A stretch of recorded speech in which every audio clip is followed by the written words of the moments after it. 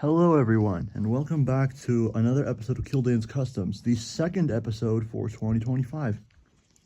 Today we'll be looking at two pre-Sodor engines, Neil and my custom Glynn. Let's get into it. So we'll start off with Neil here. So this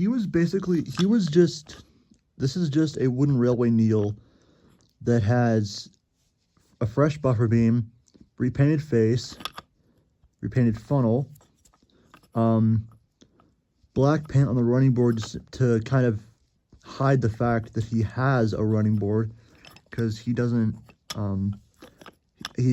Nielson box tanks don't actually have that in real life.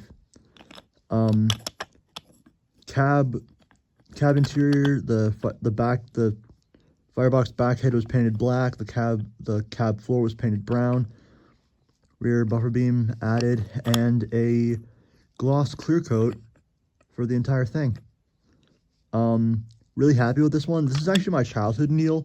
The one that I used before didn't have a nose due to a sanding incident, but yeah. So this is Neil. And now onto the more complicated of the two designs.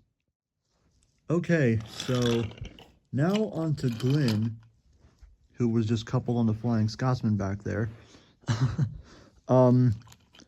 Glynn was a almost complete scratch build. The chassis is an off-brand one, kind of like something like this, like the little Brio chassis that has these little pegs.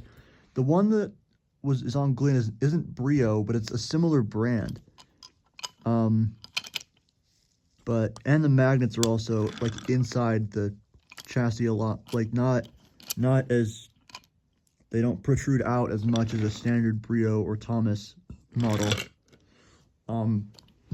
And well, yeah, Glynn was made using the chassis I just mentioned, a bunch of wooden blocks that were actually from my mom's childhood,